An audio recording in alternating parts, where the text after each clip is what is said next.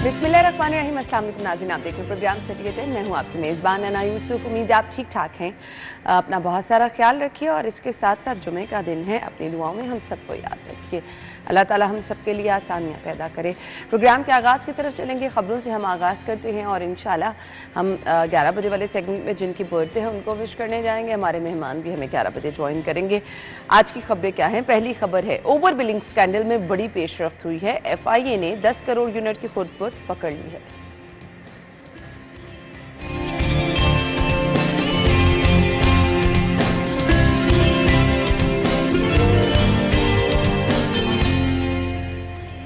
Market में जान बचाने वाली अद्वियात की किल्लत के बायस मरीजों को परेशानी का सामना।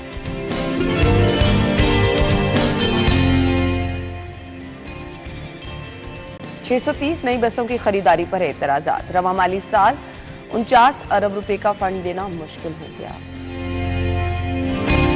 और रोटी और नान की कीमतों की शिकायत का 24 घंटे में अजाले का टास्क।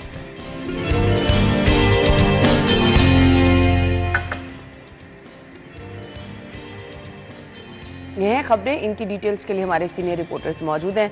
इमरान यूनस और इरफान मलिक ने हमें ज्वाइन किया। अस्सलाम वालेकुम। पहली खबर की तरफ आ जाते हैं। FIA ने 10 करोड़ यूनिट की खुर्द पकड़ ली है। ये बहुत बड़ा ब्रेक थ्रू है और मेरे ख्याल से अब आगाज हो गया है।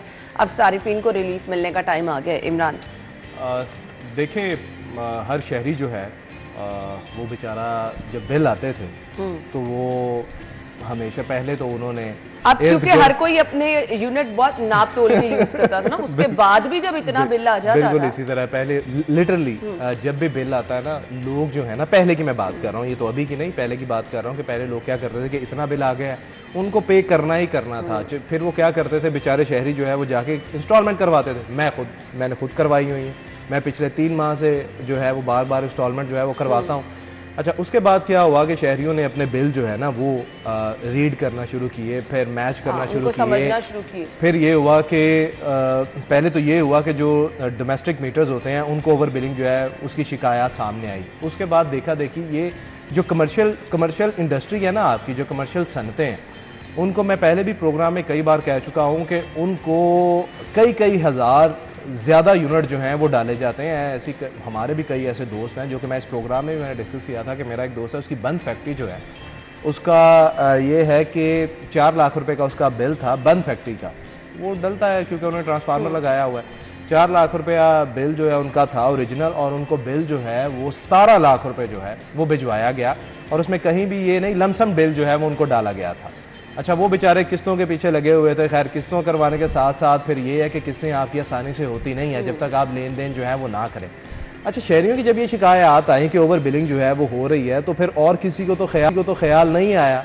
वो जो निगरान गवर्नमेंट के सरबराह थे, जब वो इस इदारे में आए कि वज़ीर दाखिला बने, तो उन्होंने ये देखा कि ठीक है जी, बिजली के निर्ख जो हैं, एक अलग बात है कि बढ़ रहे हैं, लोग बिजली इस्तेमाल करते हैं, उनको उतना बिल जो है वो दिया जाता है, लेकिन ओवर बिलिंग जो होती है भाई, जो ओवर बिलिंग कर रहे हैं या यूनिट ज़्यादा डाल रहे हैं उनको भी तो हिसाब देना चाहिए ना। तो अब जो है वो हिसाब देना होगा। हमने परसों जो है वो खबर डिस्कस ये की थी कि लेस्को के तमाम बड़े अफसरान जो हैं वो मिलके बैठ गए, कमेटी बना ली कि हमने क्या करना है कि उनकी जो एक पॉलिसी है कि जिसमें मीटर बदला जाता है वो मीटर नहीं बदलेंगे, बल्कि कागजात में मीटर बदल के यूनिट जो है ना, जो इजाफी यूनिट है वो खत्म कर देंगे। ये क्राइम था। और उसमें शाहिद सिपरा साहब ने ये भी मेंशन किया था कि कोशिश ये की जा रही है कि इस अमल की किसी तरीके से FIA को कानो कान खबर ना हो। लेकिन FIA बात यह है कि जब सरबराह अच्छा हो ना, जब उसको पता हो कि भाई काम लेना है और कैसे लेना है, तो फिर ऐसे काम होते हैं। अब देखिए, भुगतना पड़ेगा ना 10 करोड़ यूनिट। आप यकीन जाने कि हमें यहाँ पर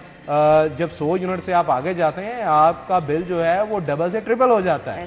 तो 10 करोड़ यूनिट आप सोचती हैं कि कितने करोड़ों रुपए जो है वो कमाए होंगे, और अब ये भुगतना पड़ेगा। अच्छा, ओवर बिलिंग जो है वो होती क्यों है कि जहां से आप बिजली चोरी नहीं रोक सकते या जहां पर आप ले दे के मामले सेटल कर लेते हैं, उसका फिर जो बर्डन है ना वो आप उन पे डालते हैं जो बिल पे कर रहे हैं। आप हैं, मैं हूँ, इरफान है, या बाकी जो लोग हैं जो बिल पे कर रहे हैं, उन पे ये बर्डन जो है वो डालता, उनका क्या कसूर है? अब ये जो भुगतना पड़ेगा, अब ये क्योंकि वाज़ेह कह दिया कि आइंदा ओवर बिलिंग करने की सूरत में खुद जिम्मेदार होंगे, इनके खिलाफ सख्त महकमाना कार्रवाई की जाएगी। लेस्को अफसरान के हल्फनामे जमा होना शुरू हो गए हैं। इरफान, अना देखिए, इसमें अगर आगाज़ की बात करें तो आगाज़ में जब FIA ने इसके ऊपर इंक्वायरी का आगाज़ किया तो सिर्फ लेस्को ऐसा था सेक्टर जिसके अंदर 82 करोड़ यूनिट जो थे वो ओवर बिलिंग के सामने आए। उसके बाद जब इसका दायराकार वसी किया गया, मुख्तलिफ अफसरान को बुलाया गया, उनके रिकॉर्ड चेक किए गए, तो ये 10 करोड़ यूनिट मज़ीद इनको सामने आए हैं। ये यानी कि अब टोटल एक साल के दौरान 92 करोड़ रुपए यूनिट जो थे 1 अरब के करीब हो गए ना। 1 अरब के करीब जो यूनिट हैं ये आवाम के ऊपर डाले गए। और इसमें आप इस तरह देखें कि ये कोई 50 से 60 अरब रुपया बनता है जो सिर्फ लेस्को सार्फिन को ओवर बिल एक साल के दौरान किया गया। पिछले कई सालों से उसका तो हिसाब छोड़ देना, ये इसका हिसाब करना शुरू किया गया तो ये 92 करोड़ यूनिट जो है वो सामने आए। इसके साथ साथ जो इदारे हैं, सरकारी इदारे, उनको भी ओवर बिल किया गया, ओवर यूनिट उनके ऊपर भी डाले गए, क्योंकि सरकार ने बिल कभी नोट नहीं करना कि हमारे यूनिट कितने सर्फ हुए और उसके बाद उसका बिल जो है वो क्योंकि सरकार ने देना है, तो इस वजह से सरकार टू सरकार जो है ये सारे घपले होते रहे। और बात वही है कि जब एक एक्सीएन को या SDO को उस एरिए के लिए अगर 1 करोड़ यूनिट मिला तो उसमें उसने 30 लाख 35 लाख यूनिट जो हैं वो चोरी करवा दिए, लाइन लॉसेस में चले गए। वो चीज़ें पूरी करने के लिए उसने फिर यही तरीका करना होता है, क्योंकि उसने उन्हीं 1 करोड़ यूनिट का हिसाब देना है। तो उसने वो यूनिट जो है वो आप पे डाल दिए, किसी और पे डाल दिए, सरकारी इदारों पे डाल दिए जहाँ पे लोग चेक नहीं करेंगे। लेकिन अब ये चीज़ें नहीं चलेंगी क्योंकि FIA की जानिब से, क्योंकि इंक्वायरियाँ बड़ी इसके ऊपर, मैं बड़ा क्लियर हूँ कि आइंदा चंद दिनों में आप देखिएगा कि मुकदमात का इंदराज मज़ीद होगा, फिर उसके साथ साथ गिरफ्तारियाँ भी अमल में लाई जाएंगी। क्योंकि आपको भी पता है कि सिर्फ एक एक्सीएन लाहौर से ये कभी नहीं हुआ था। छोटे मोटे लाइनमैन आप पकड़ लेते थे, किसी वहाँ पे कांस्टेबल टाइप के लोग जो होते हैं उन लोगों को पकड़ते थे, उन बेचारों को पकड़ते थे। एंटी करप्शन भी उनके ऊपर एक्टिव होती थी कि जी इसने लाइनमैन ने 10,000 रुपया ले लिया, इसको हमने रेड हैंडेड पकड़ लिया। लेकिन अब इस तरह नहीं हो रहा। अब जो बड़े मगरमच्छ हैं उनके ऊपर हाथ डाला जा रहा है कि एक एक्सीएन अगर बैठा है तो उसका काम है कि अपनी डिवीजन के अंदर वो सारा सर्विलेंस करे, सुपरवाइजरी ऑफिसर है। इसी तरह लेस्को चीफ जो है वो भी सुपरवाइजरी ऑफिसर हैं। अगर उनके नीचे ये सारा कुछ हो रहा है तो इसका मतलब है वो भी जिम्मेदार हैं। और अगर ये ओवर बिलिंग के अंदर अभी तक जो शवाहिद मिले हैं उसमें बहुत से अफसरान जो हैं, क्योंकि आपको याद होगा चंद दिन पहले 3 जो बड़े लेस्को सुपरिटेंडेंट उनको तलब किया गया था FIA की तरफ से, और FIA में उन्होंने जब आपके अपने जवाबात जमा करवाए तो वो FIA को सेटिस्फाई नहीं कर सके, क्योंकि रिकॉर्ड और उनके बयानात दोनों डिफरेंट थे। FIA के पास जो रिकॉर्ड है, जो लेस्को का अपना रिकॉर्ड है, वो कहीं और से नहीं आया रिकॉर्ड, इनका अपना रिकॉर्ड है, उसके अंदर ये चीज़ें मेंशन की गई कि इतनी ओवर बिलिंग की गई है। तो उसके बाद मैं नहीं समझता कि अब ये लोग जो हैं वो सुकून कर पाएंगे। और फिर उसके साथ साथ जिस तरह अब हलफनामे लिए जा रहे हैं कि आप एक इलाके के अंदर जहाँ पे बिजली चोरी करवा रहे थे वो नहीं करवाएंगे, क्योंकि उसका तमाम का तमाम लोड आम सारिफ के ऊपर पड़ता है। तो इसको कंट्रोल करने के लिए जहाँ पे हलफनामे लिए जा रहे हैं वहाँ पे कानूनी कार्रवाइयाँ भी हो रही हैं। और लेस्को की तरफ से परसों हमने एक न्यूज़ भी देखी थी कि उनके मामला जो सेटल डाउन उन्होंने कर लिए हैं, लेकिन FIA की तरफ से कोई मामला सेटल डाउन नहीं हुए और उनकी तरफ से इसके ऊपर इंक्वायरियाँ हो रही हैं। और उसकी बेसिक वजह यह है कि मोहसिन रज़ा नकवी जो वज़ीर दाखिला हैं, उनकी जानिब से जब उनको ये रिपोर्ट मज़ीद 10 करोड़ यूनिट की भिजवाई गई थी तो उसके बाद उनकी तरफ से इसके ऊपर बिल्कुल फ्री हैंड दे दिया गया, ज़ीरो टॉलरेंस, कि कोई भी बचेगा नहीं। जो भी जिम्मेदार हैं इनको एक दफ़ा इबरत का निशान बनाए ताकि अवाम को रिलीफ मिले। जितना बिल बढ़ रहे हैं, मैं नहीं समझता कि आम आदमी के लिए ये बिल देने जो हैं वो कोई आसान टास्क है। उसके ऊपर ओवर बिलिंग का एक ज़्यादा नुकसान जो शायद लोगों को नहीं समझ आती, आप अगर घर के अंदर 290 यूनिट इस्तेमाल करते हैं तो आपकी स्लैब 300 के टच नहीं कर रही, उसमें फ़र्क है। अगर सिर्फ आपको 12 यूनिट या 11 यूनिट डाल दिए जाएं ओवर बिलिंग के जरिए तो आपकी स्लैब 300 से यानी कि ट्रिपल चली गई।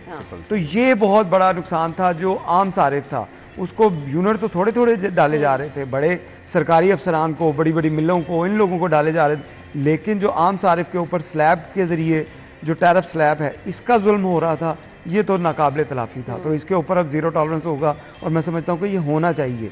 ये नहीं होगा तो ये लोग जो सालों से आप किसी भी लाइनमैन, किसी भी एसडीओ, किसी भी एक्सियन, इसके अगर असासे चेक कर लें कि जब इन लोगों ने लेस्को को या पेप्को को या किसी भी कंपनी को इन्होंने ज्वाइन किया था तो इनके एसेट्स क्या थे, उसके बाद इनके इरफान असासे जो है क्या ना, इरफान जो है ना वो एफआईए को नई टिप दे रहे हैं कि इनके एहसासे जो है वो भी चेक किए जाएं। देखिए, ये किए खैर, जाएंगे, अफसोसनाक बात ये किए पता है क्या जाएंगे। है? में आएंगे तो ये सब किया कुछ जाए। होगा। ये जब सब कुछ होगा। तहकीकात होंगी तो सब अफसोसनाक कुछ बात होगा। पता है क्या है? लेस्को से जब भी बात होती है या उनकी स्टेटमेंट सामने आती है ना, तो वो कहते हैं कि हमें सबसे ज्यादा प्रॉब्लम जो फेस करना पड़ रही है ना, वो खुद कहते हैं कि बिजली चोरी की।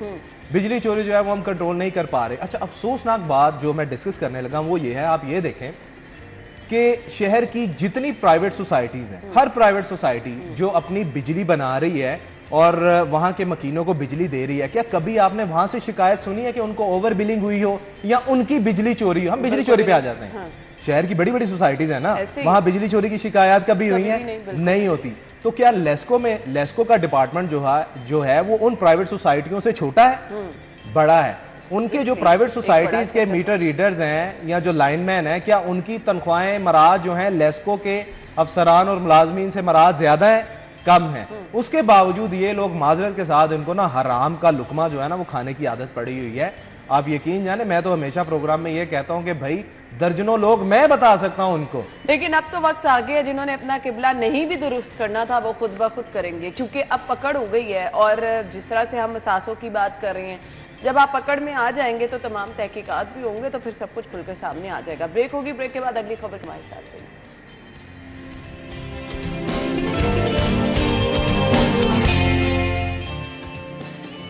Welcome back. ये मामूली अद्वियात हैं जिनका पेशेंट ऑलमोस्ट हर घर में होता है जी। ब्लड प्रेशर, शुगर की अगर हम बात कर लें तो मेरे ख्याल से वो जिस तरह खाना लाजिम व मलजूम है, हमारे अपने घर में पेशेंट हैं, ब्लड प्रेशर के भी हैं, डायबिटीज़ के भी हैं। सो ये खाने की तरह दवाइयाँ लाजिम व मलजूम है इस में। इसको अगर आप छोड़ेंगे, डायबिटीज़ के पेशेंट अगर इंसुलिन नहीं लगाएंगे तो फिर किस तरह से उनकी तबीयत में बिगाड़ होता है सब लोग अच्छी तरह जानते हैं। फ्लैजल है और इसके साथ साथ दीगर दवाइयाँ हैं जी। मुझे नहीं समझ आ रही कि अब इनके बारे में क्या कहना चाहिए। अद्वियात की किल्लत है और सूरत हाल ये है कि लोग जो है वो बेचारे परेशान हैं। ज़्यादा पैसों से भी दवाइयाँ ख़रीदना चाह रहे हैं, दवाइयाँ नहीं मिल रही हैं। अब इसका रिस्पॉन्सिबल कौन है, कौन जिम्मेदार है? सबसे पहले तो एक तरफ स्कैंडल आ जाता है, अद्वियात मेयारी हैं, गैर मेयारी हैं, लोग इसकी भी परवाह नहीं कर रहे, डबल पैसों की दवाइयाँ खरीदने भी जा रहे हैं, अब दवाइयाँ नहीं मिल रही हैं। इरफान अना, ये देखिए बहुत अलार्मिंग चीज़ है कि आप ये ना कर सकें कि मार्केट के अंदर अद्वियात जो है मामूली दवाइयाँ, और ये अद्वियात जो हैं ये मार्केट में अवेलेबल ना हो, और उसकी वजह ये हो कि ड्रग रेगुलेटरी अथॉरिटी ने इन कंपनीज़ को जो है वो उनके साथ बात नहीं की, उनके साथ मामला तय नहीं किए कि ये अद्वियात शॉर्टेज नहीं होनी चाहिए। ड्रग रेगुलेटरी अथॉरिटी की अगर हम बात करें तो पाकिस्तान के अंदर 1 लाख से ज़ायद अद्वियात जो हैं रजिस्टर्ड हैं ड्रग रेगुलेटरी अथॉरिटी के अंदर, और इतनी आपके पास अमराज नहीं है जितनी अद्वियात इन लोगों ने अपनी रजिस्टर्ड की हैं। और इन कंपनीज़ के बारे में अगर बात की जाए, जिनकी ये फार्मास्यूटिकल कंपनीज़ जो अद्वियात बना रही हैं, अरबों रुपया कमा रही हैं। पाकिस्तान के अंदर तमाम अद्वियात जो आपके हमसाया ममालिक हैं उनसे हज़ारों गुना ज़्यादा प्रॉफिट पे बेची जाती हैं। और ये मैं नहीं कह रहा, ये सरकार की रिपोर्ट है जो FIA की जानिब से आज से कोई 6 साल पहले बनाई गई थी, जिसमें बताया गया था कि ड्रग रेगुलेटरी अथॉरिटी जिसने 80,000 अद्वियात 8 साल पहले रिकॉर्ड अपने रजिस्टर्ड की थी, उनकी ज़रूरत नहीं है। सिर्फ लेन देन करके मामला टेबल टॉक के ज़रिए या किसी और ज़रिए उन कंपनीज़ को रजिस्टर करते हैं, फिर वो अपनी मनमानियाँ करते हैं। ना तो आप उनके साथ जो है रेट फिक्स करते हैं कि कितना प्रॉफिट आपने लेना है, जो जायज़ प्रॉफिट है वो ठीक है फार्मास्यूटिकल कंपनीज लें, लेकिन हज़ारों गुना ज़्यादा महंगी दामों के ऊपर ये चीज़ें बेची जाती हैं, और ऊपर से ये चीज़ें आपको दस्तयाब भी ना हो। तो ये कितना जुल्म है कि हुकूमत की रेट कहाँ गई। हॉस्पिटल के अंदर आपको ये इसके अंदर एक कंट्रास्ट इंजेक्शन लिखा है जो कि MRI के दौरान यूज़ किया जाता है। ये 17,000 रुपये का इंजेक्शन आता है जो हॉस्पिटल ने देना होता है, लेकिन किसी हॉस्पिटल में ये आपको अवेलेबल नजर नहीं आएगा। ये खबरें आ रही हैं, किसी हॉस्पिटल में आपको अवेलेबल नहीं होएगा। फिर उसके बाद वो कहेंगे कि आप ये मार्केट से लेके आए। मार्केट में जो 17,000 का इंजेक्शन है वो आपको मिलेगा नहीं। फिर क्या होगा कि ब्लैक में हाँ। ये 17,000 का आपको 24,000 में ऐसे ही है, मिलेगा बिल्कुल और वो आपको हर जगह अवेलेबल होगा। तो फिर बंदा क्या करे, और मजबूरी में लोग बिल्कुल जिन्होंने मजबूरी। करानी देखिए है, एक जिनका एक शख्स जो treatment है ही- वो बेड उसके ऊपर है, बिस्तर मर्ग के ऊपर है, उसके लिए आप अद्वियात ढूंढ रहे हैं, तो फिर तो आपको अपना आप बेच कर देने ही पड़े पैसे, सही कह रहे तो वो आप तो देंगे। तो ये उसका नाजायज फायदा उठाते हैं और रेगुलेटरी अथॉरिटी जो है इसके अफसरान सिर्फ अपनी जेबें गर्म करने के लिए बैठे हुए हैं, कोई काम नहीं कर रहे। मतलब अब जिन लोगों के लिए इनहेलर लाजमो मलजूम है, इनहेलर नहीं मिल रहा, अब मामूली सी ये दवाइयां हैं, ग्लूकोफेज देखें, फ्लेजल देखें, अगर ये दवाइयां नहीं मिलेंगी तो मेरे ख्याल से फिर तो इनकी कारकर्दगी पे बहुत बड़ा सवालिया निशान है।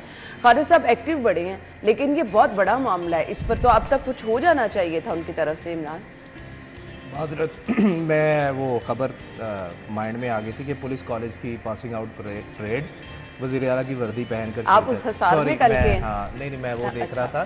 खैर ये वो चीज़ें हैं जिस पर आपको इमरजेंसी जो है ना वो नाफिज करने की ज़रूरत है। बिल्कुल सही कहा। तो अच्छा चलें, खैर मैं उस खबर को छोड़ता हूँ। अच्छा, इस पर आपको इमरजेंसी जो है ना वो नाफिज करने की ज़रूरत है। देखें इसमें आप होता क्या है कि जब भी कोई सिस्टम बनाया जाता है ना, चाहे वो एजुकेशन का है, हेल्थ का है, जिस तरह लेस्को है, इनकम टैक्स है, पुलिस है, हर चीज़ के ऊपर ना आप कोई ना कोई अथॉरिटी बनाते हैं। अथॉरिटी बनाता कौन है? गवर्नमेंट बनाती है ना। ऑब्वियसली अब वो अथॉरिटी काम कैसे करती है या वो सिस्टम कैसे चल रहा है, पॉजिटिव है, नेगेटिव है, क्या उसके समरात है, इसकी तमाम तर जिम्मेदारी जो है ना वो जाती किस पे है? हुकूमत वक्त पे। ठीक है, आप मेडिसिन ख़रीदने जाएंगी, आप मेडिसिन पे जब बिल पे करती हैं तो नीचे जीएसटी पे करती हैं ना। बिल्कुल। वो जीएसटी आप किसको पे करती हैं? आप कंपनी को नहीं पे करती, आप उस स्टोर को पे नहीं करती, आप वो जीएसटी, आपका जीएसटी वो जाता है हुकूमत के पास। तो मेरा कहने का बात करने का मकसद ये है कि इसकी तमाम तर जिम्मेदारी जो है ना वो हुकूमत वक्त पे आती, उनको सोचना चाहिए। और ये जो है वो सिटी 42 जो है पिछले 3 दिन से हम इस चीज़ को लेकर बता रहे हैं कि जी ये अद्वियात, अब माजरत के साथ इसमें अद्वियात जिस तरह आपने खुद बताई हैं, मतलब ये हर घर में इसका कोई ना कोई एक पेशेंट ज़रूर होता है। जो शुगर है, ब्लड प्रेशर है, दमा है, इनहेलर है, ड्रॉप्स है, फ्लैजल है। अच्छा, फ्लैजल का तो मैं खुद चश्मदीद गवाह हूँ कि मैं ये आई थिंक कोई 7-8 दिन पहले फ्लैजल जो है वो मैं फ्लैजल का पता लेने गया। आप यकीन जाने मुझे कमो बेश को 7 से 8 स्टोर जो हैं वो 3 मार्केट्स में मैं गया, मुझे फ्लैजल नहीं मिली। फिर एक स्टोर से मिली जिसने मुझे कहा कि भाईजान मैंने पता तो नहीं मैं दे सकता, 3-4 दे दूंगा। मैं उसकी शक्ल देख रहा हूँ कि फ्लैजल जैसी टैबलेट जो है आप पैसे लेके हाथ में जा रहे हैं और आपको फिर आगे से ये कहा जा रहा है कि भाई आपको सिर्फ ये 3-4 टैबलेट जो है वो मिलेगी। बात ये है कि मेडिसिन जो हैं वो शॉर्टेज क्यों होती है, उसकी 2 वजूहात होती हैं। पहली वजह तो ये होती है कि यहाँ उनकी कीमतें जो हैं वो बढ़ाई जा रहे हैं। कंपनी जो है जब उसने अपनी मेडिसिन की कीमत बढ़ानी होती है ना तो उसकी प्रोडक्शन रोक लेती है, वो बंद नहीं करती, वो रोक लेती है, कम कर देती है। या फिर ये होता है कि उन्होंने गवर्नमेंट पे प्रेशर डालना होता है कि जी हमारे टैक्सेस जो हैं वो कम करें, हमें जो बिजली के निर्ख जो आप कमर्शियल यूनिट है उसको कम करें, कुछ इस किस्म के मामला होते हैं। लेकिन देखें इन अद्वियात की जो तरसील है मार्केट में यकीनी बनाना आपकी अथॉरिटीज़ की जिम्मेदारी है। अब ये ड्रग रेगुलेटर अथॉरिटी जो है, आप यकीन जाने, चूँकि मैं जब सिटी डिस्ट्रिक्ट गवर्नमेंट करता था तो वहाँ पर मेडिकल स्टोर्स के चालान होते थे, उनकी सुनवाई होती थी, तो मुझे पता है कि वहाँ पर ड्रग रेगुलेटरी अथॉरिटी जो है उसके जो मेंबर्स बैठे होते थे ना, मुझे पता है उनकी तनख्वाहें क्या है, मुझे पता है उनकी मराद क्या है, मुझे पता है कि उनके खर्चे अल्ले तलल्ले के कितने हैं, और मुझे पता है कि कैसे कैसे स्टोर्स को जुर्माने किए जाते हैं और कैसे कैसे उनको छोड़ा भी जाता है, सब पता है। अब इनके ऊपर भी सजा और जजा जो है ना, जैसे ये हम बात कर रहे थे ना पहली खबर पे कि जब लेस्को के गिर्द जो है वो घेरा तंग किया, शिकंजा पकड़ा है ना, तमाम अथॉरिटीज़, मैं सिर्फ ड्रग रेगुलेटर अथॉरिटी की बात नहीं कर रहा, तमाम अथॉरिटीज़ को ना पकड़ना पड़ेगा। ख्वाजा साहब की आप बात कर रही हैं, हमें पता है कि वो हमेशा से अच्छा काम करते रहे हैं, माजी में भी वो इस शोबे के सरबराह रहे हैं और उन्होंने बहुत अच्छा काम किया है। यहाँ तो फिर ये अब ख्वाजा साहब को नाकाम करने की कोशिश है कंपनीज की जाने से, हम तो यही कहेंगे ना, नज़र तो यही आ रहा है। फिर कहने का मकसद ये है कि वज़ीर आला साहिबा को जो है वो इसमें खुद जो है वो कोई एक्शन लेना पड़ेगा। सवाल ये है कि आपके पास हर तरीका, हर चीज़ में एक एसओपी होते हैं, आपके पास अद्वियात का बैकअप नहीं है, खत्म होने वाला है, उससे पहले आपको तैयारी करनी है। अगर वो एक आधी नहीं, आप जो कह रही हैं कि स्टॉक खत्म हो रहा है या एक आधी होती है, ये तो दर्जनों मेडिसिन है ना। इसकी जो बेसिक वजह अगर हम इसके ऊपर बात करें कि शहबाज शरीफ जब वज़ीर आला पंजाब थे तो जिस रिपोर्ट की मैंने जिक्र किया कि FIA की तरफ से एक रिपोर्ट बनाई गई थी, तो उसमें उनकी तरफ से इसके ऊपर काबू पाने के लिए बहुत कोशिश की गई। और उसी दौर में आपको याद होगा कि पंजाब के अंदर जो स्पूरियस ड्रग्स जो हैं, जाली अद्वियात, इनके ऊपर बहुत बड़े क्रैकडाउन हुए। फिर रेगुलेटरी अथॉरिटी को भी जो है वो टाइट किया गया था, उनसे भी इस चीज़ की बात पूछ गई थी कि कितनी कंपनीज आपने इस तरह रजिस्टर्ड कर ली हैं, तो इसका क्राइटेरिया क्या था। वो क्राइटेरिया के SOPs उसके दोबारा बनवाए गए, वो सारी चीज़ें की गई थी। लेकिन अब वज़ीर आला पंजाब जो हैं, इनका मुकाबला बहुत से ऐसे लोगों के साथ है जिनकी कारकर्दगी वाकई एक मिसाली थी। हम शहबाज शरीफ की मिसाल ले लेते हैं कि उनकी कारकर्दगी मिसाली रही है, जिस शोबे में उन्होंने काम करने की ठानी है तो किया है। उसके बाद अगर हम मोहसिन नकवी की टेनोर की अगर बात करें तो उसमें तो वो सारी चीज़ें पीछे छोड़ गए। शहबाज शरीफ खुद कहने पे मजबूर हुए कि मोहसिन स्पीड से जिस तरह काम हो रहा है, तो इनको भी ये आर्टिफिशियल चीज़ें जो हैं, चलें ये हुकूमत के लिए एक अच्छी चीज़ें हैं कि हमने जो वर्चुअल पुलिस स्टेशन बना दिए, हमने पैनिक बटन जो है वो लगा दिया। वो चीज़ें जो ये ब्यूरोक्रेट हैं, ये हुकूमत को नाकाम करने की भी एक, वाकई इमरान की बात सही है कि ये ख्वाजा इमरान नज़ीर या हुकूमत को नाकाम करने की साजिश है। अब इसकी एग्जांपल मैं आपको देता हूँ कि 3 रोज़ पहले वज़ीर आला पंजाब से वर्चुअल पुलिस स्टेशन का इफ्तिताह करवाया गया। पैनिक बटन जो हैं इसके ऊपर कहा गया कि हमने इनको दोबारा से फाल कर दिया। भाई, जब शहबाज शरीफ ने ये प्रोजेक्ट लॉन्च किया था सेफ सिटी का, तब ये प्रोजेक्ट का हिस्सा थे, तब ये पैनिक बटन लग चुके थे। अब इसमें नया क्या हुआ? क्या हुआ कि ब्यूरोक्रेट जो हैं, पुलिस अफसरान जो हैं, उन्होंने वो पुरानी रैपिंग की, पुरानी रैपिंग उतारी, नई रैपिंग की उसी के ऊपर और मैडम वज़ीर आला के सामने पेश कर दिया। अभी तक यही कुछ किया इन्होंने बिल्कुल नया कुछ नहीं हो पाया। ये ब्यूरोक्रेट्स जो हैं, इनको वज़ीर आला पंजाब को खींचने की जरूरत है कि इनकी कारकर्दगी आप आउटसोर्स जो है या थर्ड पार्टी के जरिए भी चेक करवाएं। हो ये रहा है कि ये ब्यूरोक्रेसी चला रही है सीएम साहिबा को। बिल्कुल। अब सीएम साहिबा जब खुद इनको चलाने पे आएंगी, मामला तो तब ठीक हो गए, क्योंकि निगरान गवर्नमेंट में यही सब कुछ होता है। लेकिन अब सब इंतजार कर रहे हैं कि ये कब चलाएंगी उसको। अभी तक तो यही देखा जा रहा है कि ब्यूरोक्रेसी चला रही है। देखिए खेल कैसे रही है, जो कि हमने बुध वाले दिन दुरे नयाब ने और मैंने यहाँ पर बात की थी कि रिंग रोड सदरन लूप 3 का जो प्रोजेक्ट था, आपको भी पता है, आप भी उसकी जद में आए हुए हैं, हमें अच्छे से पता है कि हाथी निकल गया दुम रह गई। बिल्कुल। इनका जो एरिया है वो थोड़ा सा रहता था वो बनने वाला, ठीक है। और अब कहा गया ब्यूरोक्रेसी ने कहा कि नहीं जी, हम जो है वो वज़ीर आला साहिबा की वालदा के नाम से इसको मंसूब कर देते हैं या वज़ीर आला साहिबा का नाम रख देते हैं इस प्रोजेक्ट का। ओ भाई, नाम रखने की बजाय, तख्ती लगाने की बजाय आप पहले उसको मुकम्मल करें। असल बात यही है कि पुरानी चीजें जो है वज़ीर आला साहिबा वो उसको रैप करके नई पैकेजिंग में ये भी कर लें, पुरानी चीजों को दोबारा से आवाम को सहूलत तो देना, आवाम को सहूलत बर वक्त मिल जाए, ये सबसे बड़ी बात है। ब्रेक के बाद आपको ज्वाइन करेंगे, हमारे साथ रहिए।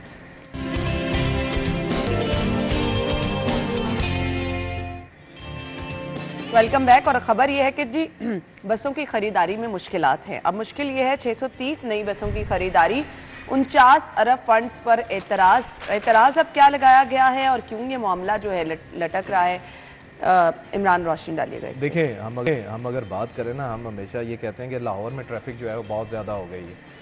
कहते हैं कि जी हर घर में जिसके पास साइकिल थी उसने साइकिल बेच कर बाइक ले ली, जिसके पास बाइक थी उसने बाइक दे के गाड़ी ले ली। अब ये हकीकत है कि हर घर में कम से कम एक गाड़ी क्या 2 गाड़ियां तो लाजमी हर घर में होती हैं, ज़रूरत है ना आपकी, क्योंकि घर के अफराद जो हैं वो ज़्यादा हैं। और अगर थोड़ा सा कोई साहब इस्तेदाद है उसके पास 2 गाड़ियां हैं, कोई बड़ी गाड़ी नहीं तो कम से कम मेहरान तो उसने रखी हुई है ना।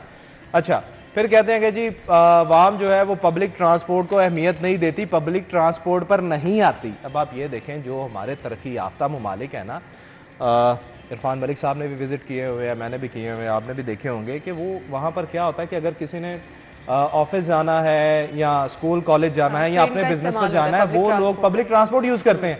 वो अपनी गाड़ियाँ वो तरजीह देते हैं पब्लिक ट्रांसपोर्ट को, या अपनी गाड़ियाँ जो हैं वो स्टॉप पे खड़ी करके आगे वो बसेस यूज़ करते हैं और उनके डोर स्टेप पे बसेस जो हैं वो मिल जाते हैं या ट्राम जो है वो मिल जाती है, हर जगह स्टेशन मौजूद है। उसकी वजह क्या है कि उनकी गवर्नमेंट ने उनको सहूलियात फराहम की हैं। हमारी गवर्नमेंट ने की, मैं किसी गवर्नमेंट का नाम नहीं लेता, हमारी गवर्नमेंट ने किया क्या, मैं सिर्फ लाहौर की बात करूं, लाहौर में, क्योंकि मैंने इस चीज़ पे काम किया हुआ है और मेरी इस पे कमांड है कि लाहौर में 19 रूट्स थे, 19 रूट्स में से 17 रूट्स जो हैं वो बंद कर दिए गए, सिर्फ 2 रूट पे बसेस जो हैं वो चला दी गई। अच्छा, उन बसेस पर भी बाकी जो बसेस थी सरकार की वो तमाम बसेस को ये कह के जी ये खटारा है, ये नकारा है, इनको साइडलाइन कर दें, इन बसेस को बंद कर दें। और भाई आप उन बसेस को बंद करने लगे हैं, उससे पहले आप नई बसेस तो मंगवा लें, चाहे आप चाइना से मंगाएं, कतर से मंगवाएं, जहां से मर्जी मंगवाएं, या लोकल इंडस्ट्री से ले लें। आप पहले बसेस तो फराम करें, सहूलत तो दें आवाम को। बसें चल रही थी तो आप यकीन माने, क्योंकि जेल रोड पे ही ऑफिस था, तो वो चीजें ऑब्जर्व करते थे, स्टूडेंट्स को बेतहाशा इन्होंने किया क्या, आज आगे जी दो, एक ऑरेंज लाइन बना दी और दूसरा आपने मेट्रो बना दी, सारा बोझ जो है उस पे दे दिया। हाँ। अब ऑरेंज लाइन और मेट्रो की बात करें, इनके स्पेसिफिक रूट्स हैं, ठीक है, ये सिर्फ फिरोजपुर रोड पे चलेगी या वैसे वो शहर के गिर्द घूमेगी, लेकिन उनकी भी हदूद है। बाकी आपने शहरियों को जो है वो बसेस तो दी नहीं। तहरीक इंसाफ की हुकूमत आई, उसने भी बड़ा, मैं अच्छे से जानता हूँ कि उस वक्त भी उन्होंने बड़ी मीटिंग्स की कि जी हम नई बसेस लाएंगे, ये करेंगे, पता नहीं क्या क्या वो 2-2.5 साल तक आप यकीन जाने वो इजलास ही होते रहे। और मैं खुद उन इजलासों को कवर करता रहा। वजीर खजाना साहब से एक दिन मैंने खुद पूछा, मैंने कहा सर कभी तो ये फाइलों से आगे चले जाएं, हम खुद जो है चाहते हैं कि हम अपनी गाड़ियां इस्तेमाल ना करें। हमें वो कहते हैं कि जी देखें इससे ना माहौल भी खराब होता है, ये भी होता है, वो भी होता है। तो मैंने कहा भाई आप लोग ट्रांसपोर्ट अवाम को दोगे तो वो यूज करेंगे ना, आप तो 2 सालों से इजलास ही करी जा रहे हो, फाइलों से बाहर क्यों नहीं निकल रहे। अब माजरे के साथ ये भी गवर्नमेंट जो है वो वही कर रही है। अब आप ये देखें ना कि जो PND और खजाना ने अपने जवाब पेश किए हैं, चीफ सेक्रेटरी साहब ने कहा कि जी हाँ आप ठीक बात कर रहे हैं कि ये मसाइल हैं और इन मसाइल को दूर करने के लिए जो परमिशन लेनी है वो हतमी मंजूरी हम वजीर आला साहबा से लेंगे। ओ भाई आप किस लिए बैठे हुए हो, आप हल क्यों तलाश नहीं करते। अब आप ये देखें 630 बसें जो आपने लानी है, जिसमें लाहौर समेत बाकी सूबे के लिए और आपका 49 अरब का बजट भी है। सही, तो ये कर क्या रहे हैं, क्या तो कर ये रहे फिर हैं? ना ही समझे, सिर्फ आपको बताया जाता है कि ये तैयारी की जा रही है, फाइलों में आते हैं तो वो चीजें एतराजात की जद में आके फाइलें बंद हो जाती हैं। ना एक और जुल्म ये है कि कभी सीरियस नोट के ऊपर इन चीज़ों के ऊपर जो आवाम को रिलीफ देने वाली चीज़ें हैं उसके ऊपर फोकस नहीं किया जाता। हमेशा कॉस्मेटिक्स और फैब्रिकेटेड चीज़ें हाँ, जो हैं इसके ऊपर काम किया जाता है। कभी प्लानिंग आपने किसी भी हुकूमत की, वो कोई भी हुकूमत हो, किसी भी जमात की हुकूमत हो, उसने कभी प्लान किया कि हमने अगले 10 साल बाद मुल्क कहाँ पे जाएगा, पॉपुलेशन हमारी कहाँ पे जाएगी, हमारे वसाइल कहाँ पे जाएंगे, उस हिसाब से हम प्लानिंग करें। जो भी गवर्नमेंट आएगी वो यही प्लान करेगी, हमारे पास 2 साल है, हमारे पास 3 साल है, हम इसमें क्या कर सकते हैं। वो आप निगरान सेटअप भी अगर देख लें, निगरान सेटअप भी आया तो उसने सोचा कि हमारे पास 3 माह है या 1 साल है, तो हमने उसके दौरान जितने हम काम कर सकते हैं उसको कराएं। कभी उन्होंने भी नहीं प्लान किया कि हमने अगले 10 साल बाद लाहौर या पंजाब या मुल्क जो है हमारा कहाँ पे होगा, उसको किन किन चीज़ों की ज़रूरत होगी। दुबई आपके सामने मिसाल है, इंग्लैंड आपके सामने मिसाल है। ये दुबई की हम बात करें, दुबई तो आपके सामने नया बना सारा कुछ, उसमें क्या जो चीज़ें बन चुकी थी उसको एक्सपैंड करने की ज़रूरत पड़ी नहीं पड़ी, क्योंकि वो प्लान के साथ बनाई गई थी कि अगले 50 साल में दुबई कहाँ पे होगा, दुबई की ज़रूरियात क्या होंगी, दुबई के वसाइल क्या होंगे, उन सारी चीज़ों को मद्देनज़र रख के बनाया गया। हमने हमारे पास अगर कलमा चौक की हम बात करें तो पिछले 20 साल के अंदर हमने 6 दफ़ा उसको बनते और टूटते हुए देखा। ऐसे ही है। करोड़ों रुपया आवाम के, आपके टैक्स के पैसे, इमरान के, मेरे, ये जो कैमरामैन बैठे हैं इनके टैक्स के पैसों से इन चीज़ों के ऊपर लगा दिए कि लॉन्ग टर्म प्लानिंग नहीं की गई। यहाँ पे भी अब 630 बसों की बात तो कई अरसे से चल रही है, ये कोई नया प्रोजेक्ट नहीं है बिल्कुल कि पंजाब गवर्नमेंट ने कहा हो कि हम 630 बसें लेके आएंगे, ये पुराने प्रोजेक्ट हैं। और होता क्या है कि ब्यूरोक्रेसी आपसे कहती है कि ये पैसे अगर 49 अरब रुपये आपने यहाँ पे लगाना है, इसकी जगह हम ये वाले जो प्रोजेक्ट जो आपने प्रायोरिटी पे रखे हुए हैं, कॉस्मेटिक और फैब्रिकेटेड, इनके ऊपर लगा देते हैं, तो उनके ऊपर चीज़ें लग जाती हैं जो लॉन्ग टर्म प्लानिंग के लिए जो ज़रूरत है हमारी, हर शख्स की ज़रूरत है, उसके लिए नहीं लगते। आपने ऑरेंज लाइन ट्रेन की बात की, आपने मेट्रो की बात की। मेट्रो वो बस है जिसके अंदर 1.5 लाख पैसेंजर डेली सफ़र करता है। डेली 40 रुपये में वो कहाँ से गज्जूमत्ता से चलता है, शादरा तक वो सफ़र करता है। बस अगर देख लें, बस में 40-50 रुपये में आप, वो ट्रेन में 40-50 रुपये में आप कहाँ से ड्राइवर से चलते हैं, आप मनामा तक जाते हैं। तो ये चीज़ें आवाम को रिलीफ देने के लिए हैं। अगर आप पब्लिक ट्रांसपोर्ट को मज़ीद बेहतर से बेहतर करें कि अवाम को रिलीफ मिले, लेकिन ये तब चीज़ें होंगी जब आपकी प्रायोरिटी में होंगी। आपने शहबाज शरीफ का दौर, जैसे हमने बात की कि शहबाज शरीफ वज़ीर उनके लिए ये मैडम मरीम नवाज़ के लिए ये एक रोल मॉडल होना चाहिए कि उनके दौर के अंदर मेट्रो बन गई, उनके दौर के अंदर ऑरेंज लाइन ट्रेन बन गई, उनके दौर में और भी बहुत से प्रोजेक्ट जो थे उसके ऊपर काम किए जा रहे थे। अनफॉर्चुनेटली वो नहीं हो पाए या उनकी भी प्रायोरिटीज़ उस वक्त चेंज हो गई। वज़ीर आला पंजाब मोहसिन रज़ा नकवी देखें, उन्होंने सड़कों के जाल बिछाए, ओवरहेड ब्रिज, अंडर पासिस, सारा कुछ किया अवाम को रिलीफ देने के लिए। अगर ये भी इस राह के ऊपर चलेंगी, अवाम तो उम्मीदें लगाई बैठी है, बिल्कुल। अभी तक शुरुआत ही नहीं हुई, तो आगाज होगा तो कुछ होगा ना। अब यहाँ पर आपके सामने जो पिछले प्रोजेक्ट्स हैं वही मुकम्मल होने पे नहीं आ रहे हैं, तो फिर आगे नए कब शुरू होंगे, कैसे मुकम्मल होंगे, कब अवाम को रिलीफ मिलेगा? छोटी छोटी सी चीज़ें हैं, कहीं अद्वियात नहीं मिल रही हैं, हम समझ रहे हैं रोटी नान सस्ता करा के मसाइल हल हो गए हैं। अवाम के मसाइल बहुत ज़्यादा है। ब्रेक के बाद आते हैं, हमारे साथ रहिएगा।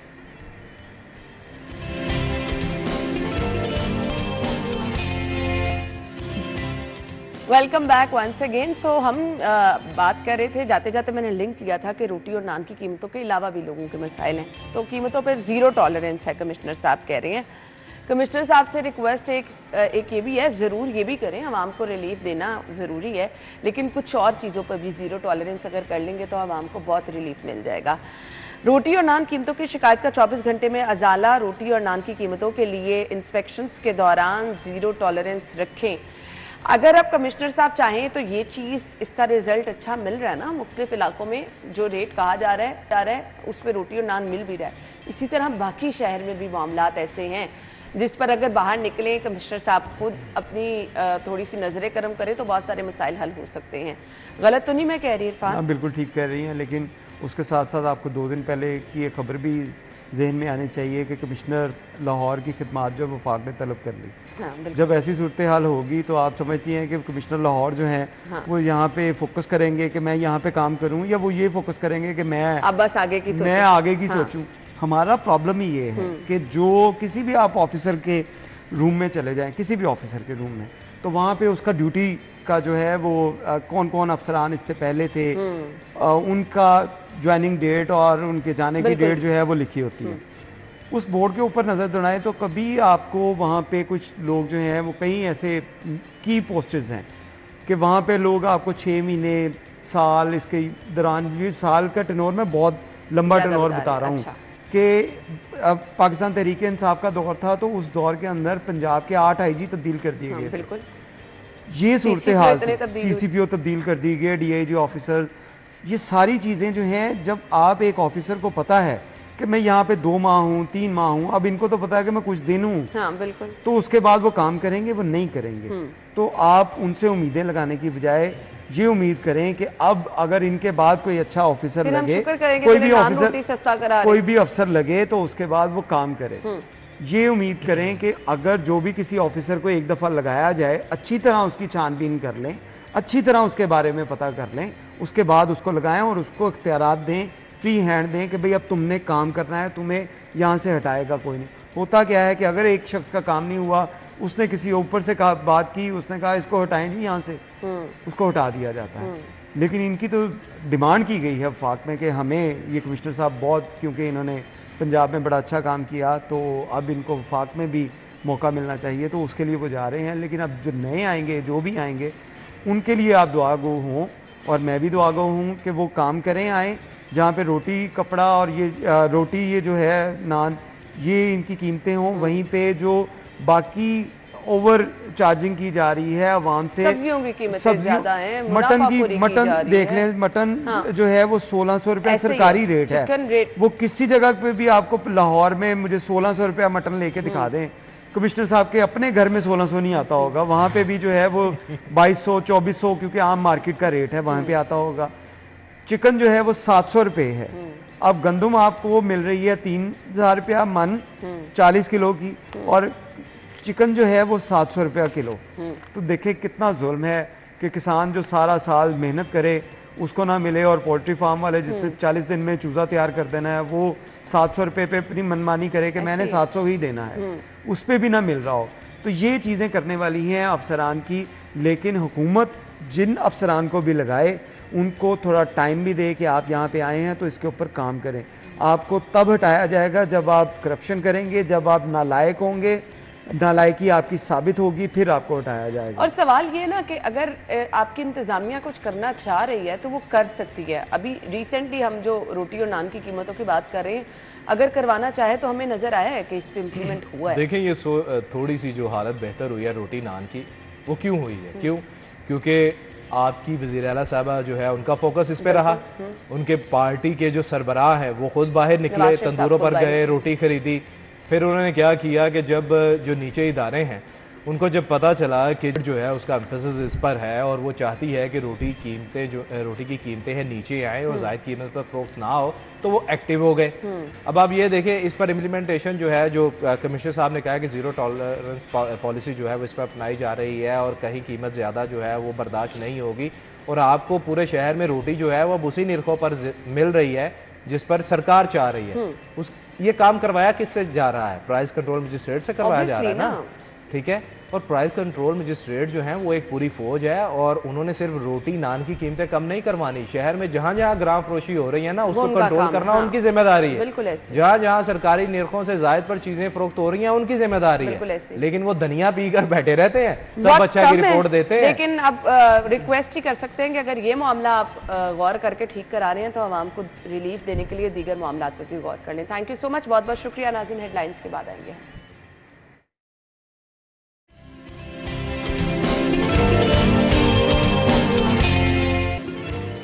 Welcome back. सो प्रोग्राम के इस हिस्से में जो बड़ी अहम टॉपिक पे हम गुफ्तगू करने वाले हैं। कुछ चीज़ें हमारी सोसाइटी में कहा जाता है कि ये तो अगर आप पूछेंगे तो ये तो आप गलती कर बैठेंगे। लड़कियों को ख़ास तौर पर शादी से पहले अगर कोई चाहे भी कि वो निकाहनामा देख ले, निकाहनामे की शिकों को पढ़ने की कोशिश करे, आई थिंक हमारी हम दावा ये करते हैं कि हम बहुत पढ़े लिखे हैं, हम बड़ा जदीद दौर आ गया है, लेकिन बावजूद इसके अभी भी हमारी कुछ वैल्यूज़, सोशल इश्यूज इस तरह के हैं कि घर में अगर किसी को पता चल जाए अच्छा लड़की की शादी होने वाली है और वो चाह रही है कि मैंने निकाहनामा पर, ये तो बहुत गलत बात है।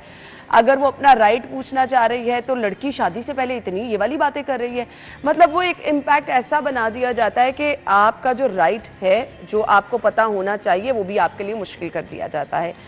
सो कितना ज़रूरी है शादी से पहले दोनों लोगों का निकाहनामा पढ़ना, उस पर बैठ के इत्तेफाक करना, उसकी शिकों पर समझना उनको अच्छी तरह से।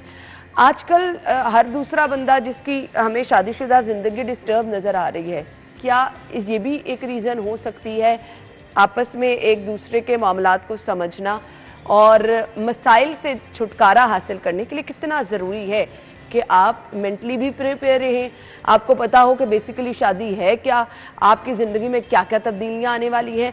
ये तमाम मामला डिस्कस करेंगे। हमारे साथ हमारी मेहमान मौजूद है, माहिर कानून है आसिया इस्माइल। वेलकम कहेंगे। अस्सलाम वालेकुम जी। Thank you very much having me for your show. Thank you so much, आपके वक्त का भी बहुत बहुत शुक्रिया।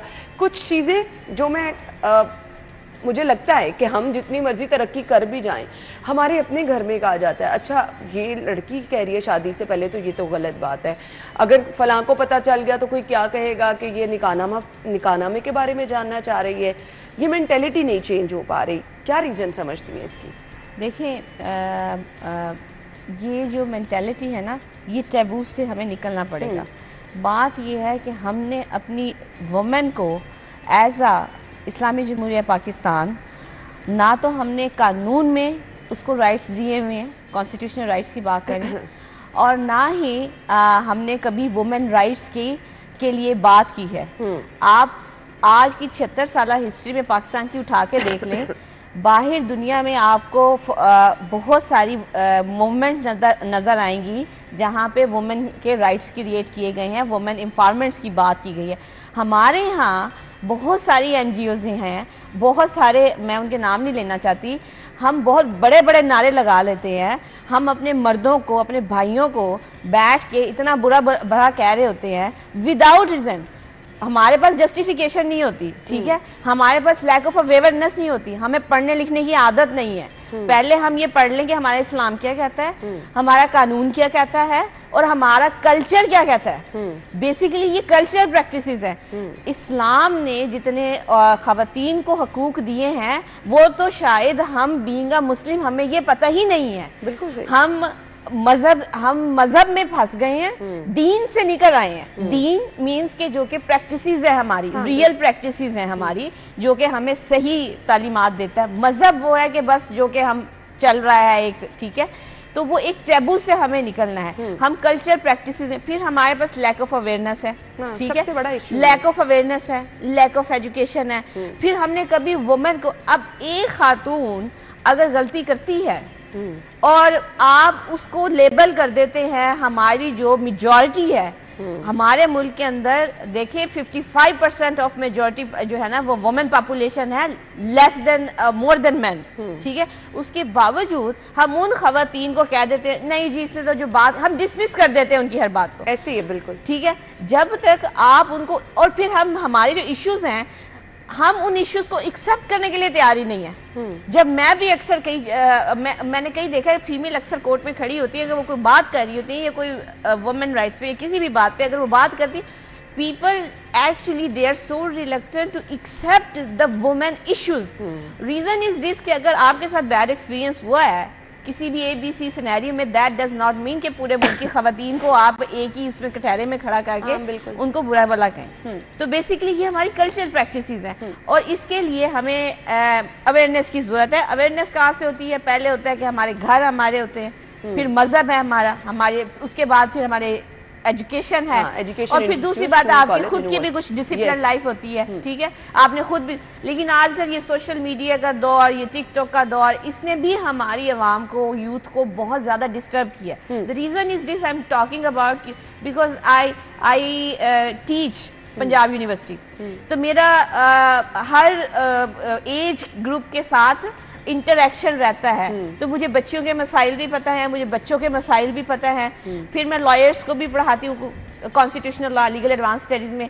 फिर जो मैरिड मैन हैं या उनका भी पता है मुझे कि उनके क्या प्रॉब्लम है, वो जो खवातीन लॉयर हैं उनके क्या मसाइल हैं। तो क्योंकि मेरा हर एज ग्रुप के साथ as a teacher visiting faculty इतना इंटरेक्शन होता है कि वो इश्यू सामने आ जाते हैं, आप पता चल जाता है। बिल्कुल। तो मेन प्रॉब्लम ये है कि लैक ऑफ अवेयरनेस है और सोशल कल्चर है जिसको हमें चेंज करना है, और हमें अपना माइंडसेट सबसे पहले चेंज करना है। और दूसरा, इस चीज़ को जितना डिस्कस करेंगे उतना ही लोगों में अवेयरनेस जो है वो जाएगी। मुझे ये बता दीजिएगा, शादीशुदा जिंदगी में बहुत ज़्यादा मसाइल देखने में आ रहे हैं, सो बुनियादी वजूहात आपको क्या समझ आती हैं? क्या वाकई ही अगर आप निकाहनामे को अच्छे तरीके से पढ़ ले तो बहुत सारे मसाइल शादी से पहले ही हल हो जाते?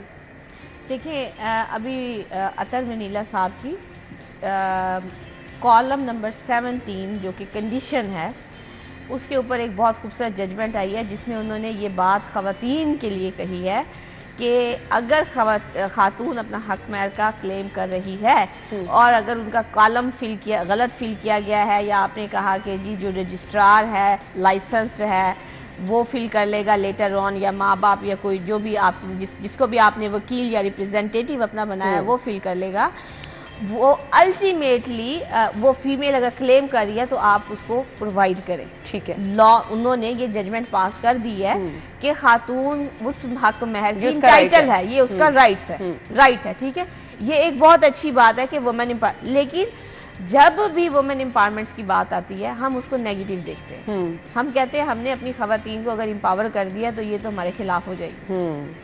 तो नहीं देखते कि हर घर के अंदर माएँ भी हैं, बहनें भी हैं, बेटियां भी हैं। अगर हमारे आप जैसे पढ़े लिखे लोग लॉ में रिफॉर्म नहीं लाएंगे, लोगों में अवेयरनेस नहीं लाएंगे, आप जैसे लोग सोशल मीडिया पे बैठ के क्वालिटी प्रोग्राम नहीं करेंगे, उनके आप लोगों को लोग देखते हैं, आपकी बात सुनते हैं, आप जैसे चैनल्स जब उनकी बात नहीं करेंगे अवेयरनेस की, तो फिर वो कैसे? तो मिसाइल की जड़ तक जाने की कोशिश की जा रही है। हर घर में लड़ाई झगड़ा, हर घर में नाचाकियाँ, बहुत सारी जगहों पर हम देखते हैं कि तशद्दुद तक बातचीत आ जाती है। सो इन मामलात को रोकना कैसे है? औरत को उसके हकूक देना ज़रूरी कितना है? इस पर हम रोशनी डाल रहे थे। देखिए, औरत को हकूक देना तो बहुत ज़रूरी है। कहते हैं कि ये एक पढ़ी लिखी बात है कि man is for the bread and butter, and औरत जो है वो घर बनाती है। ठीक है, चाहे आप पढ़ी लिखी खवातीन हैं, आप काम भी करें, सब कुछ करें, लेकिन आप घर बनाते हैं। अब इन मसाइल का हल क्या है? इन मसाइल का हल है कि सबसे पहले आप लॉ में लीगल राइट्स क्रिएट करें। देखिए, पहले डोमेस्टिक वायलेंस होता था, लॉ नहीं था, औरतों पे तशद्दुद होता था, खुला हमने लॉ क्रिएट्स करवाए। ठीक है, तलाक का था, बच्चियों के बाल सफ़ेद हो जाते थे, और लॉ में कोई राइट्स नहीं थे, कॉन्स्टिट्यूशन में उनके लिए कोई राइट्स नहीं थे। ठीक है, हमारे यहाँ ये होता है कि जो हमारे कॉलोनियल आउटडेटेड लॉ हैं वो इतने आउटडेटेड हैं कि वो परपेट्रेटर ऑफ क्राइम को शील्ड प्रोवाइड कर रहे होते हैं, उनको वो सेफ गार्ड प्रोवाइड कर रहे होते हैं। लॉ की बात करिए, चाहे वो क्रिमिनल लॉ हो चाहे कॉन्स्टिट्यूशनल लॉ हो, लेकिन जो खवातीन है, जो 55% जो पिसी हुई खवातीन है, जो तबका है, उनके लिए हमारे पास राइट्स नहीं है। बिल्कुल सही कह रही हैं। ठीक है, मैं केस किया हुआ है उस पर यही किया हुआ है कि आप इनको लॉ में एम्पावर करें, इनके लॉ में लॉ क्रिएट करें और फिर लॉ को इम्प्लीमेंट करें। कानून में भी सुकून इतने हैं कि वो इंसाफ के मराहिल इतने तंग बना दिए जाते हैं, इतने लेंथी बना दिए जाते हैं कि जो बेचारा इंसाफ लेने जाता है वो वापसी का रास्ता। ये आपकी बात बिल्कुल ठीक है। हमारे यहाँ करप्ट जुडिशरी है। I am sorry to say that मेरे अपने colleague lawyers they are also so corrupt. I am sorry, मैं विद ड्यू अपॉलॉजी कि क्योंकि जो मेरे पास केसेस खवातीन आती हैं, मैं आपको एक बताती हूँ कि एक केस की एग्जांपल से मैं आपको बताती हूँ।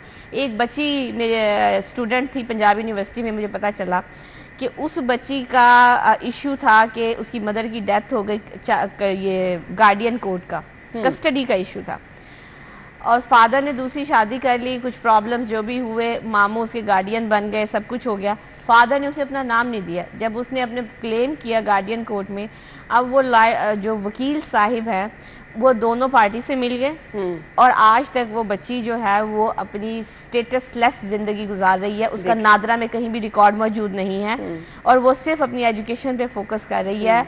वो हिडन है, उसने अपने आप को छुपा के रखा हुआ है क्योंकि दूसरी साइड पे पावरफुल है, लॉ में उसके लिए कोई राइट है। अब जो आपके गार्डियन, जो लॉ एज अ गार्डियन हम यूज कर रहे हैं, तो उसके अंदर भी प्रॉब्लम्स इतने हैं। अब हम कहते हैं कि ये करप्शन और ये क्यों है, वजह ये है कि एक तो पॉलिटिकल इंस्टेबिलिटी है हमारे मुल्क में। दूसरी बात है पार्लियामेंट इन सेशन नहीं होती, पॉलिटिकल इंस्टेबिलिटी है, लॉ हम पास नहीं करते, लॉ अगर पास करते हैं तो उनकी इम्प्लीमेंटेशन नहीं होती। ठीक है, जुडिशरी हमारी करप्ट है। लॉयर्स की देख लें, बहुत से लोग पढ़ना नहीं जानते। अब लॉयर्स का प्रॉब्लम ये है कि जो अच्छे हमारे मुल्क के सीनियर वकला है वो खवातीन को ख़ास तौर पे वो उस तरह से ट्रेन नहीं करते।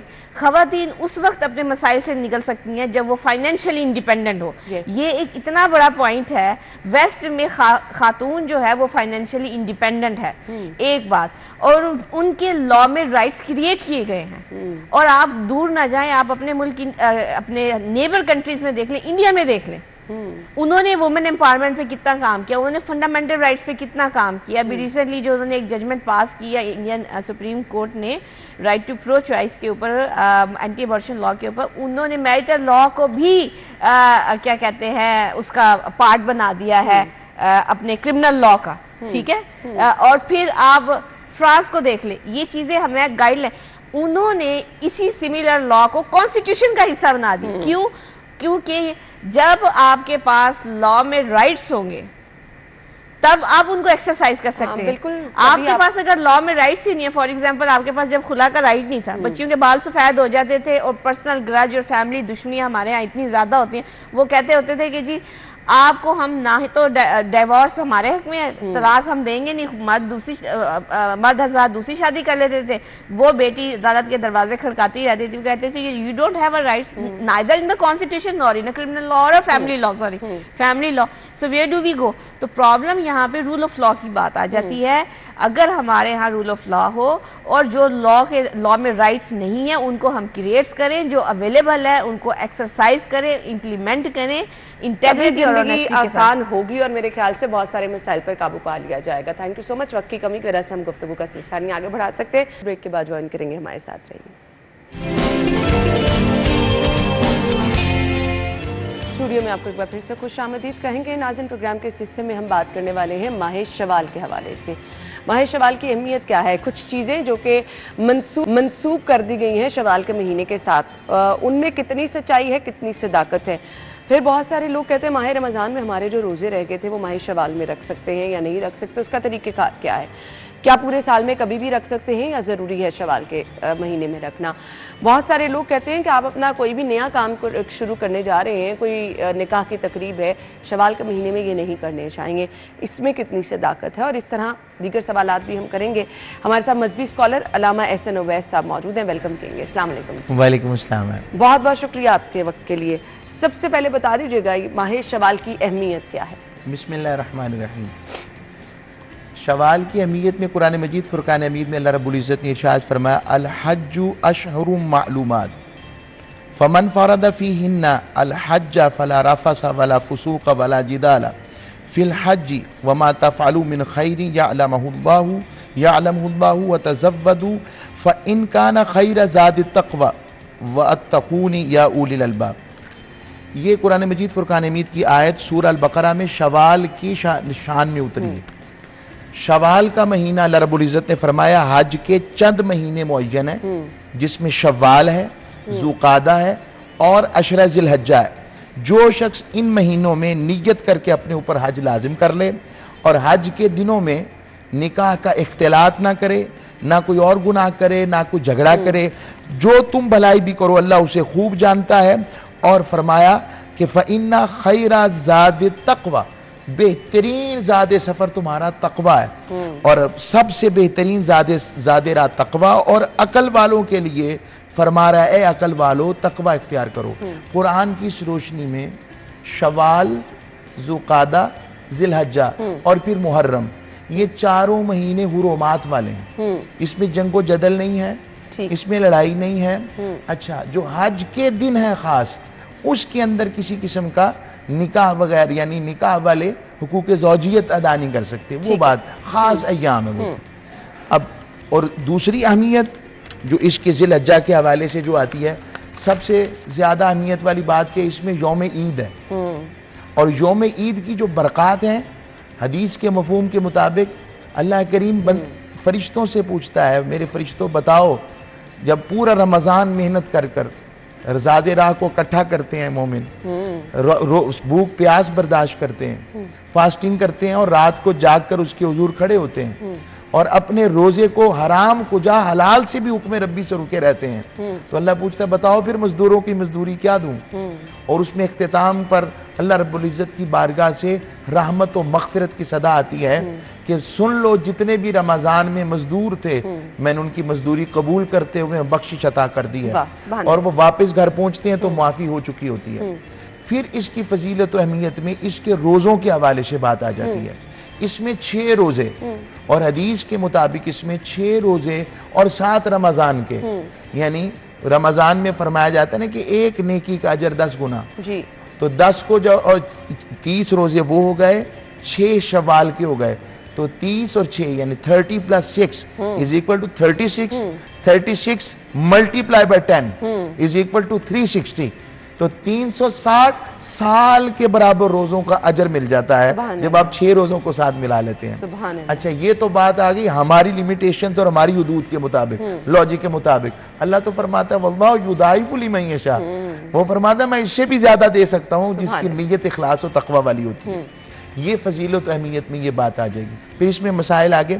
तीसरी चीज इसमें फजीलत की और जो बरकत वाली आती है वो ये है कि इसमें सैयदा आयशा सदीका का निकाह हुआ है हुजूर के साथ।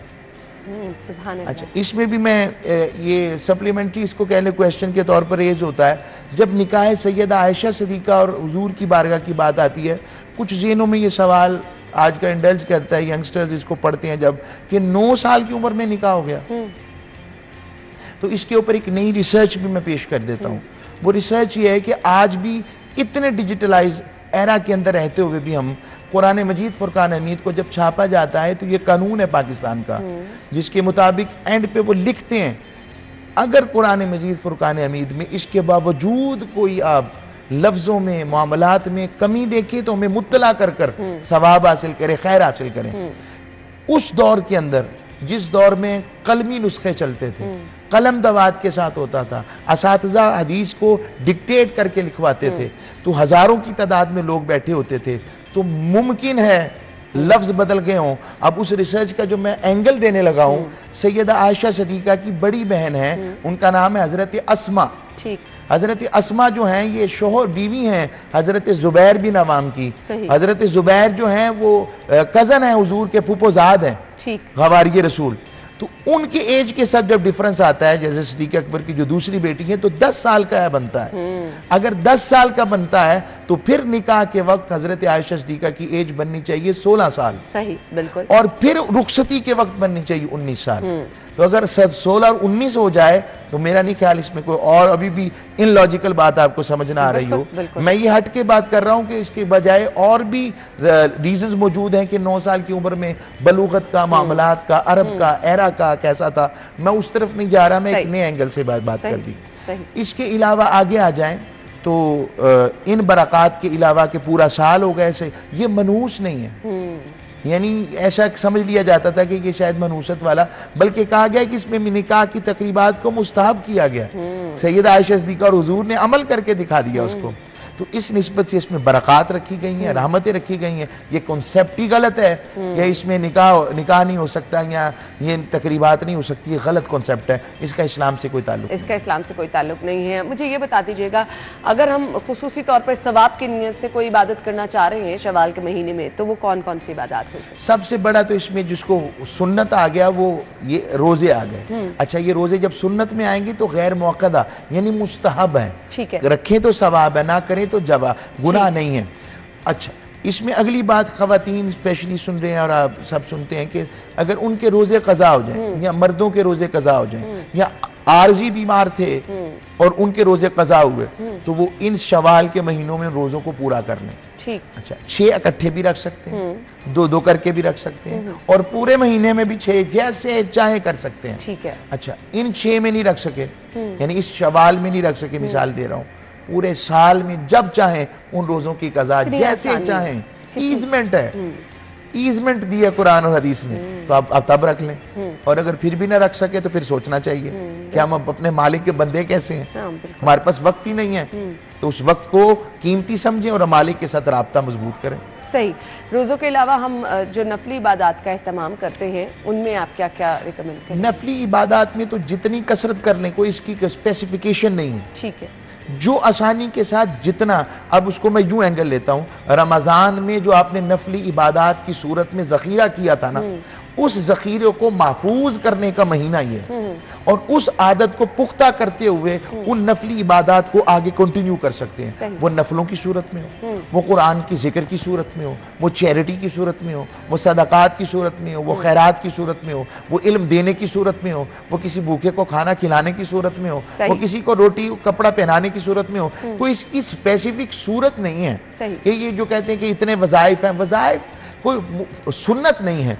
करें, अजर है, ये मुस्तजाब अमल है, करें तो अजर है। मैं तो इतना कहूंगा अगर रमजान की कंटिन्यूटी को आप पूरा साल और शवाल के साथ जोड़ के रख लें और वो एक्सरसाइज आपकी एक हमेशा की आदत बन जाए, तो फिर आपकी जो इबादत हैं वो प्लस नहीं होंगी, मल्टीप्लिकेशन, आपके अखलाक, आपका किरदार, आपके जज्बात और सम्मत पर रवाना हो जाएंगे। उसमें स्पिरिचुअलिटी भी रहेगी, आपके अखलाक के म्यार की वजह से आपकी अपने जमाने में पॉपुलैरिटी भी रहेगी, लोगों के साथ ताल्लुक भी रहेगा और खैर भी हासिल। बिल्कुल आपने सही कहा। हज की तैयारी भी क्या इस महीने में हम स्टार्ट कर देनी चाहिए जिन्होंने हज के लिए जाना? जी बिल्कुल, हज की तैयारी के महीनों में ये शामिल है। ठीक है। ये हुर्मत वाले महीने हैं, क्योंकि उस दौर के अंदर 3 चीजें वैसे तो हज के लिए जरूरी हैं, तैयारी के लिए। हमारे यहाँ तो वैसे दरखास्तें और पहले से लेना शुरू कर देते हैं, जो बैंक्स का सिस्टम हमारे यहाँ, जो एक गवर्नमेंट लेवल पे एक तरीकाकार राइज है, ताकि वो तैयारी का, तो तैयारी के लिए 3 चीजें, जिसमें से एक आज मफकूद है, यानी आज उसकी इतनी जरूरत नहीं है। पहला है कि ज़ादे राह, आपके पास उतना खर्चा है जिंदगी के किसी दौर में। दूसरी चीज ये है हज के लिए कि ज़ादे राह के साथ जो आपके पीछे घर वाले हैं उनके पास भी उतने दिनों के लिए खर्चा मौजूद है कि वो अपना जो वो नान नुफ्का और अपनी जो ज़रूरियात ज़िंदगी हैं वो पूरी कर सकें। तीसरी चीज कि अमन है, रास्ता पुर अमन है। ये उस दौर में काफिलों की बात थी, आज तो 2 से 4 घंटे की फ्लाइट होती है और आप जद्दा शरीफ में, जद्दा में या मदीना पाक एयरपोर्ट पे उतर जाते हैं, तो ये आपके लिए आसानी है। आज ये तीसरी चीज तो नहीं है, पहली 2 से इम्पोर्टेंट है। तो नियत जब आपने कर ली तो उस पर अजर शुरू हो जाएगा, उस पर खैर पढ़नी शुरू हो जाएगी। आप नियत कर लें और अपने आप को तैयार करें कि मालिक मैं तेरी बारगाह में आ रहा हूँ, अराफात में पहुंचूंगा, तेरी बारगाह की बख्शिश की खैर लेने वाले फकीरों में मैं भी शामिल हो रहा हूँ, तो मुझे कबूल फरमा ले। बिल्कुल। मैसेज क्या देना चाहेंगे देखने वालों को? मैसेज इसमें, रमजान में इबादत तो हम करते हैं, मगर इबादत के साथ अखलाक, किरदार, आज के दौर में मुसलमान को अपने किरदार और अखलाक को बड़ा बेहतर करने की जरूरत है। हज जैसी इबादत जिसमें इतनी मुशक्क़त है मगर उसके बावजूद हदीस में आता है, हुजूर ने फरमाया जो हज को मुकम्मल करता है उसके जितने अरकान हैं और उसकी जुबान से और उसके हाथ से दूसरे मुसलमान महफूज रहते हैं, तो फिर वो ऐसे है जैसे उसने कोई गुनाह किया ही नहीं। सुभान अल्लाह। और इसलिए जब हज जैसी इबादत में हमें अखलाक का ये दर्स है तो रमज़ान हमें सब्र पेशेंस देता है, उसके मोरालिटी बेसिस। आज के मुसलमान को सबसे ज्यादा अखलाक और एक दूसरे के लिए दर्द दिल वाला होना चाहिए। बिल्कुल, जिसको इकबाल नहीं कहते कि खुदा के बंदे तो हैं हजारों, बनू में फिरते हैं मारे मारे, मैं उसका बंदा बनूंगा जिसको खुदा के बंदों से प्यार होगा। फिर इबादत भी ज़रबे खाएंगी, आपको लज्जत भी आएगी, हलावत भी आएगी और खैर भी नसीब होगी। बिल्कुल आपने सही कहा, बहुत अच्छा मैसेज, बहुत बहुत शुक्रिया आपके वक्त के लिए। अपना ख्याल रखिएगा, कल मुलाकात होगी, इजाजत दीजिए, अल्लाह हाफिज़।